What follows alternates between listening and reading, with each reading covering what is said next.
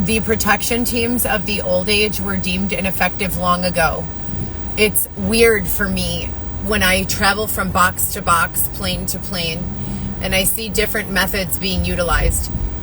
Okay, here's the understanding. If you are in protection, formally or informally, say for instance there's some big oppressive gorilla on your back, and this big oppressive gorilla on your back wants money, and you don't have any money to give the person, and they began to steal your jewelry.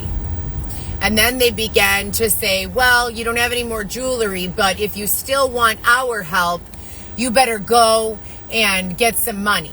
And if they say, I don't have any money, they say, okay, well then here, take this bag of drugs, go sell it, and bring me back all the money.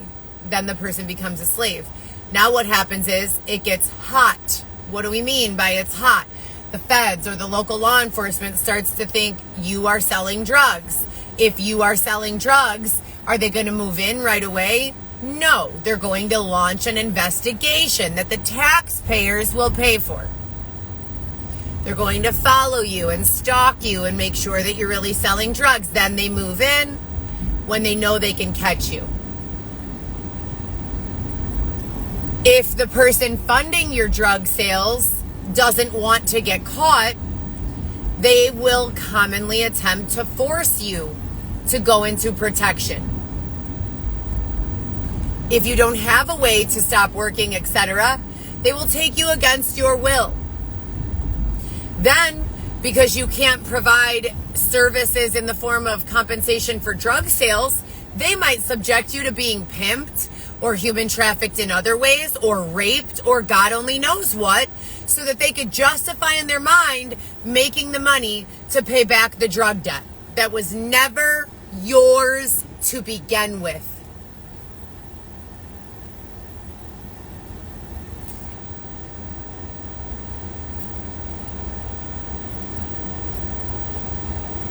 So they told me on the line 2 nights ago when I went to McDonald's to get a quarter pounder that the guy working the window covered in gold stole that gold from my ex-husband, the big kid's father. And I recognized one of the necklaces, one of the chains, as being a chain that my ex-husband has. He has a lot of gold. He's never been able to open a bank account. He was 1 year old when his parents brought him over here. He's been through a lot, a whole lot. And he keeps his money around his neck in gold. Always has since I met him. And rings. He's always had necklaces and rings. That's how he keeps his money. And when he needs money, he just goes and takes a loan in a legal pawn shop where they say, yeah, well, how much do you want to borrow? Are you sure you're going to bring it back? And he says, of course, here, take my chain, hold on to it, and give me the money that I need. Hold on. So they started telling me on the line that this black guy working in, he looked kind of like Birdman with dreads, had stolen my ex-husband's jewelry. And they took me through this drive-through of McDonald's on Western with Xavier to get Xavier a double quarter pounder or some other shit like that. I don't eat McDonald's, but I did that day. And he had all of his fingers with rings, both hands, huge chains. They were all real.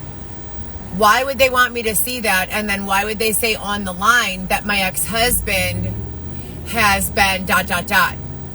Historically, they have been extorting my husband about his being brought over as a 1-year-old child, saying, if you don't ...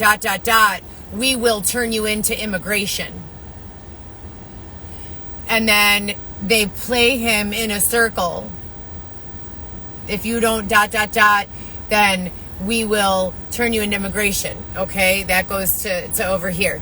Then from there, it's, if you don't sell these drugs to make back the money that I need to protect your baby mama, me, then I will hold you in a space of hell where they rape you and pimp you and your family members. I'm not kidding. And I've been reporting and recording on this since my first inclination that this was taking place, which was 2020. And my children would always say, no, Mom, everything's fine. No, everything's fine. Nothing's happening. And he would say the same. I got my kids. We're all good. And then he'd show up coughing out a fucking lung. Cigarettes don't make you cough your lungs out. You know what does?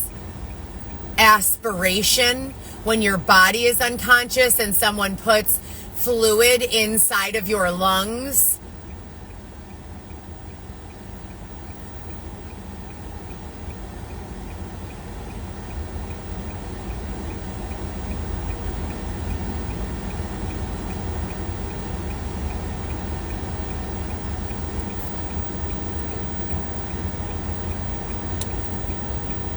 I do not like it when people try to steal from us.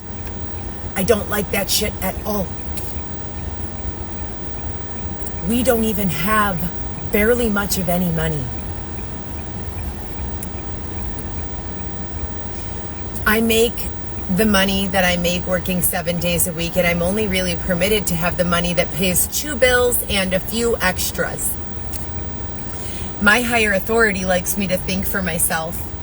They don't like me to be influenced by music or movies or culture or media.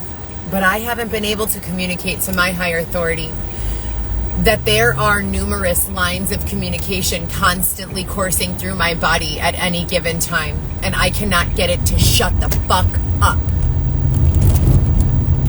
So, I would like to divert back to my higher authority and the higher power for some sort of guidance on this, because if I can't shut up these lines of communication, then it would seem like in an effort to keep understanding of my own mindset with regards to if I don't want to think about, people asking me 35,000 questions about the rapes that I've endured.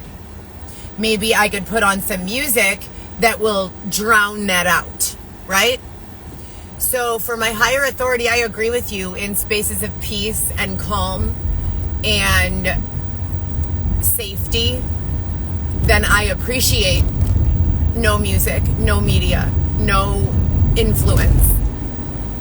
I appreciate reminding myself of who I am in the silence, naturally, without any external influence, what I believe is right and wrong, without any causality or impairment. In a perfect world, in a peaceful existence, would this be acceptable? Would that be acceptable? Etc. and so forth.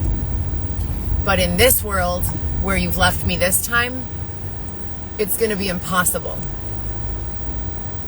for me to continue functioning unless I find a way to try to drown out the chatter. I can't keep thinking about rape. They wanted me crazy, they fucking got it.